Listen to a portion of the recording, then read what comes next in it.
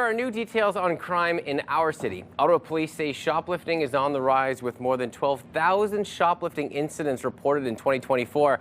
That's an average of more than 33 a day. That represents an increase of more than 380% over the past 10 years.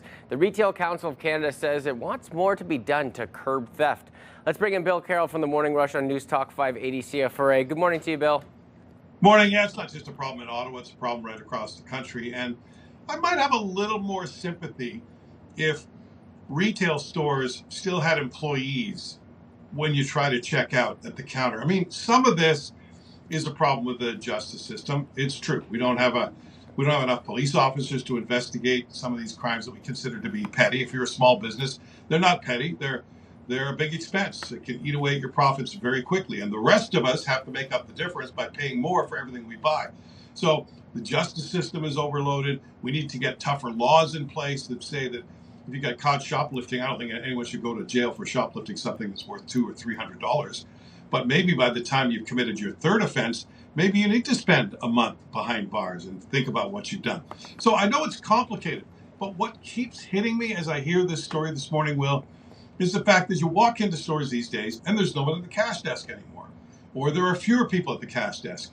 As retail has become dependent on machines and me to do my scanning out. I love when I scan my own groceries and a little voice says, "How was your experience with us today? How did we serve you?"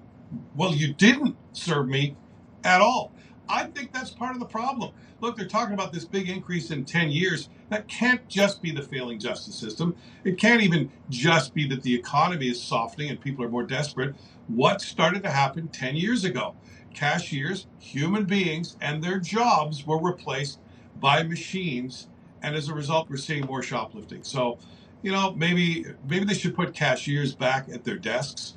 And if not, at least hire security guards, which I know some retailers are saying they're going to do. But I think that's mechanism and the changes in technology, I think, are a big part of this problem.